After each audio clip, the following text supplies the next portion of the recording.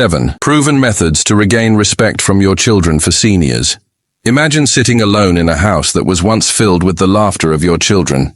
You've spent decades raising them, sacrificing your own dreams for their future. But now, as your hair turns gray instead of gratitude, you receive eye rolls, thoughtless words, or even indifference from the very children you love most. It hurts, doesn't it? I understand that feeling, and you're not alone. Millions of parents in the world are facing this sadness, but today, I'm here to tell you, you don't have to endure this. In this video, I'll share 7 practical, powerful ways to regain respect from your children and live a life worthy of your sacrifices. Let's get started. Shift from all-knowing parent to wise companion. As the ancient Chinese philosopher Lao Tzu once said, "To attain knowledge, add things every day. To attain wisdom, remove things every day." This wisdom reminds us that letting go of our need to control can lead to greater understanding and respect. In a small town in Ohio, 70-year-old Tom, with his silver hair and kind eyes, once thought he had lost his connection with his son, David. Tom was a retired engineer who had proudly guided his family through tough times. When David was young, Tom made all the decisions, from choosing schools to managing allowance money. But now, David was 38, a busy entrepreneur with his own life in the big city. Every time Tom called, David would respond curtly, sometimes interrupting, "Dad, times have changed. I know what to do." Those words pierced Tom's heart, making him feel worthless in his son's eyes. One autumn morning, as golden leaves fell in the yard, Tom sat in his armchair, looking out the window and reminiscing about the days when David was a child, running around with a bright smile. He wondered, what did I do wrong? Why doesn't my son need me anymore? But instead of wallowing in sadness, he decided to change his approach. He realized that times had changed, and so must his role.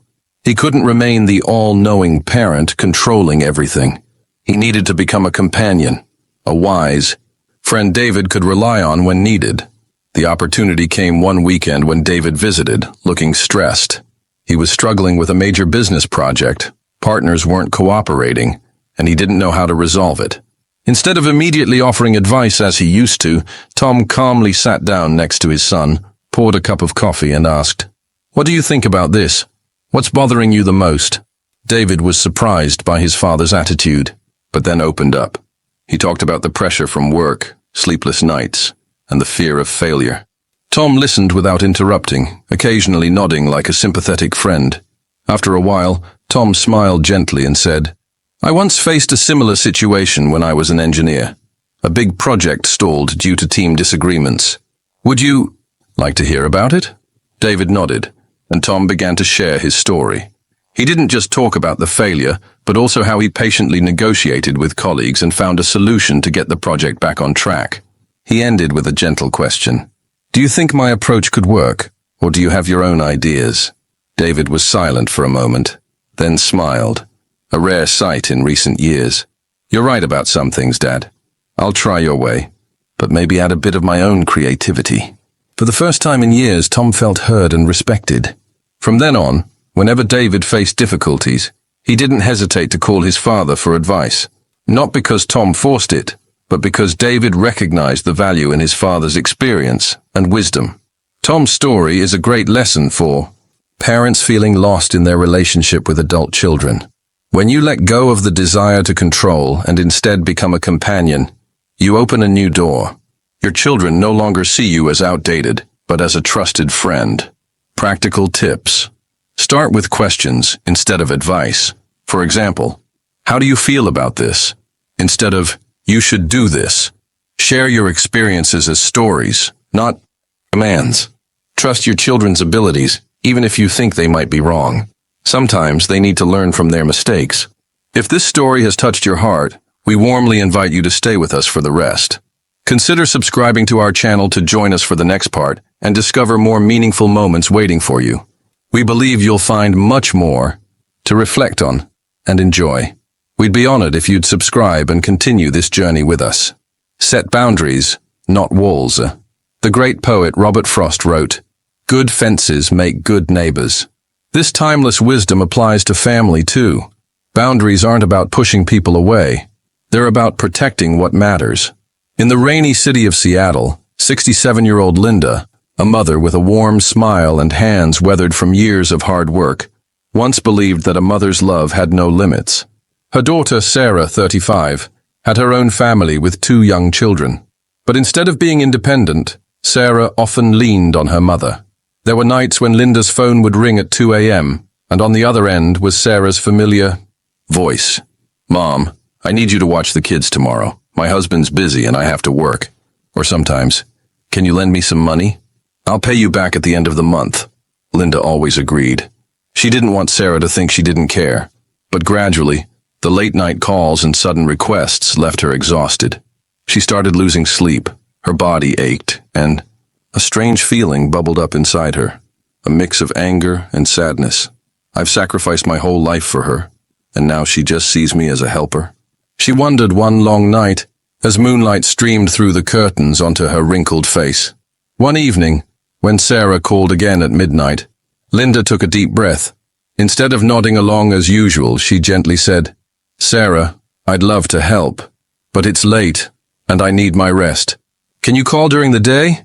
We'll figure something out." There was silence on the other end. Sarah seemed surprised, even a bit annoyed. Then she said, "Okay, Mom. Sorry." The call ended, and Linda lay back down, feeling lighter than she had in years. The next day, Sarah called at noon. This time, she didn't demand help right away, but asked, "How are you, Mom? I didn't realize you were so tired." Linda smiled through the phone and shared about her sleepless nights. Sarah listened. From then on, she became more mindful of when she called her mother and even arranged family dinners instead of just asking for favors. Linda hadn't built a wall between them. She'd simply drawn a small boundary, but it was enough to change how Sarah saw her. Setting boundaries doesn't mean you stop loving. It's like drawing a line in the sand, clear but not rigid. When you set boundaries, you not only protect yourself, but also teach your children that respect is a two-way street. Practical tips. Decide what you're willing to do and what you're not. For example, say, "I can only babysit on weekends." Instead of always saying yes, use a calm but firm tone when stating your boundaries. Don't give in if they push. Let them learn to respect your limits. If you're finding these tips helpful, please consider subscribing to Oldy Talks for more valuable content like this. And if you enjoyed this video, don't forget to like and share it with others who might benefit. Now, let's continue with the next part. Live as a role model, as Mahatma Gandhi famously said, "Be the change you wish to see in the world." This wisdom holds true in families too. If you want respect, embody the qualities you wish to see in your children.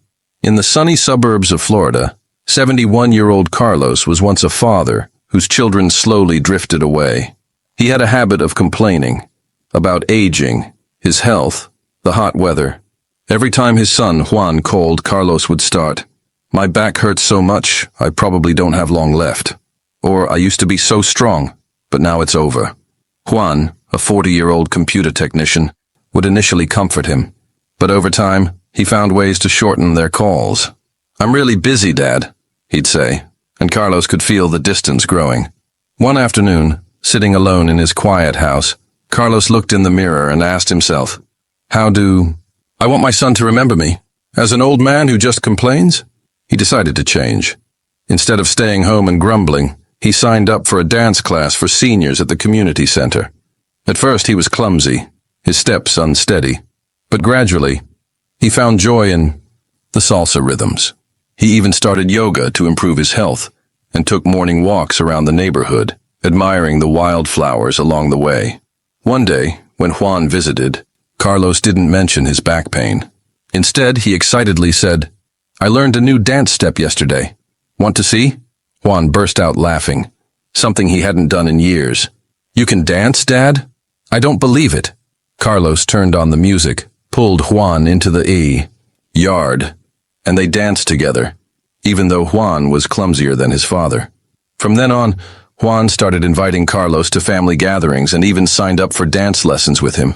Carlos's transformation not only made him happier, but also changed how Juan saw him with newfound respect. Children learn from how you live, not just what you say. When you live positively and strongly, they naturally respect you more. Practical tips. Find an activity you love and pursue it, even something small like gardening or cooking. Maintain a positive attitude, even when life isn't perfect. If your child is disrespectful, respond calmly but clearly. I don't appreciate being spoken to that way. 4. Open up, don't suffer in silence. As the poet Rumi wisely said, the wound is the place where the light enters you. Sometimes, sharing your pain can be the first step toward healing and connection. In chilly Chicago, 69-year-old Grace was once a mother who suffered in silence. Her son, Michael, 42, was a successful lawyer but rarely called or visited.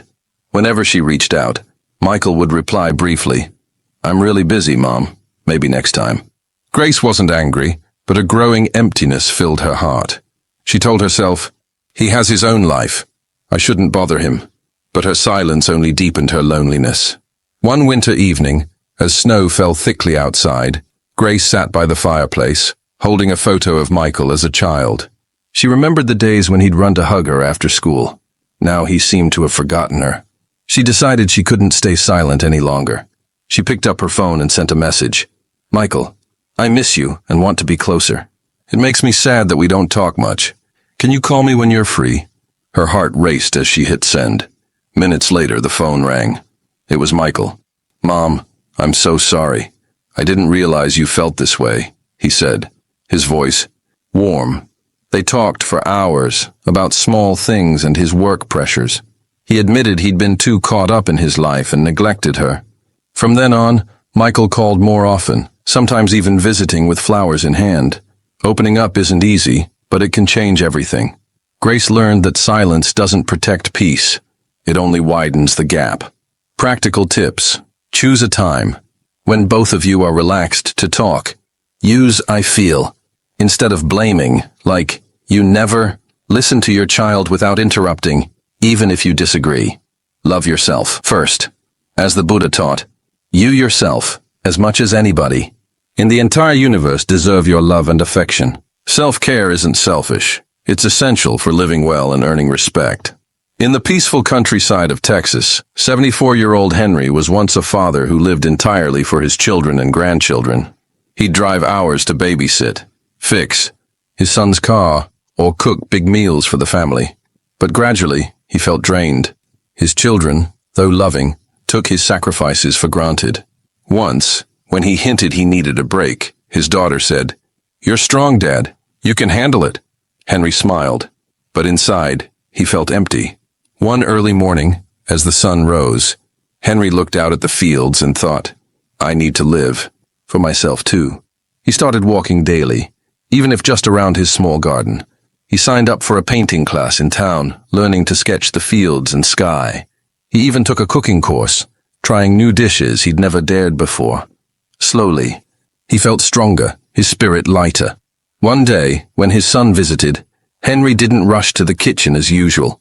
Instead, he sat down with a cup of tea and said, "I finished a painting today. Want to see?" His son was surprised, then smiled. "You've changed, Dad. I like seeing you like this." From then on, his children checked in more, even inviting him on family outings. Loving yourself isn't selfish. It's how you live better and make your children respect you more. Practical tips. Spend at least 30 minutes a day on a hobby. Stay healthy with good food and light exercise. Share what you're doing with your children. Let them see you happy. Find companionship outside the family. As the African proverb says, if you want to go fast, go alone. If you want to go far, go together. Building connections beyond your family can bring you strength and respect. Ellen, 66, living in Colorado, once felt lonely as her children were busy with their own lives. She'd sit alone in her small house, gazing at the majestic Rockies, but feeling heavy-hearted. Her son and daughter were married, and their calls became rare. She thought, maybe I'm not important to them anymore. But instead of waiting for her children, she decided to find joy elsewhere. She joined a book club at the local library. At first, she was shy, but the new friends welcomed her with warm smiles. They read novels together, debated characters, and shared personal stories. Ellen became an active member, even hosting a meeting at her home. When she told her children about her new friends, she was no longer the sad mother, but a vibrant woman. Her children took notice, visiting more often to meet the interesting friends she mentioned. Finding companionship outside the family not only eases loneliness, but also makes your children see you with fresh respect. Practical tips. Join a hobby group or online community for seniors. Tell your children about your new experiences. If needed, seek a counselor for emotional support. 7. Create new memories together. As the philosopher Aristotle said, memory is the scribe of the soul. Creating new shared experiences can heal old wounds and build respect. Mike, 72, living in Nevada, once had a strained relationship with his daughter Emily after his wife passed away. Emily, 37, was busy with work and her own family, rarely visiting her father. Their calls were brief, sometimes ending in arguments. Mike remembered the days when Emily was little, and they'd go fishing by the lake. One day he decided to try reviving that memory. He called Emily. "Hey, I'm thinking of going fishing this weekend. Are you free?" Emily hesitated but agreed. They drove to the lake, bringing old fishing rods and a picnic basket. At first, it was awkward, but when Mike recounted the time Emily dropped the bait in the water, they both laughed.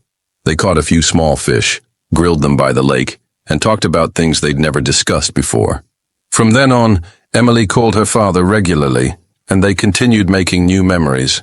Creating new memories is a wonderful way to mend and rebuild respect. Practical tips. Suggest an activity you both used to enjoy, like cooking or walking. Don't force it. Let your child choose to join. Focus on fun, not old arguments. Thanks for joining us today. We've explored some meaningful ways parents can reclaim respect from their adult children. Things like redefining your role, setting loving boundaries, and building fresh memories together. These steps are all about fostering mutual respect and strengthening those family ties as we age. Now, we'd love to hear your thoughts. What do you think about these ideas? Have you faced similar moments with your adult children? And how did you handle them?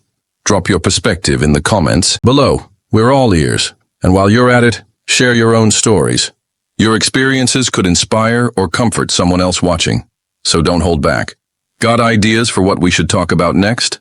Let us know. Your suggestions help us create videos that hit home for you, whether it's more family topics or something entirely new.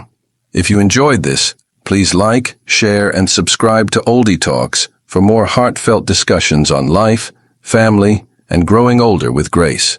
We're so glad you're here. See you in the comments and the next video.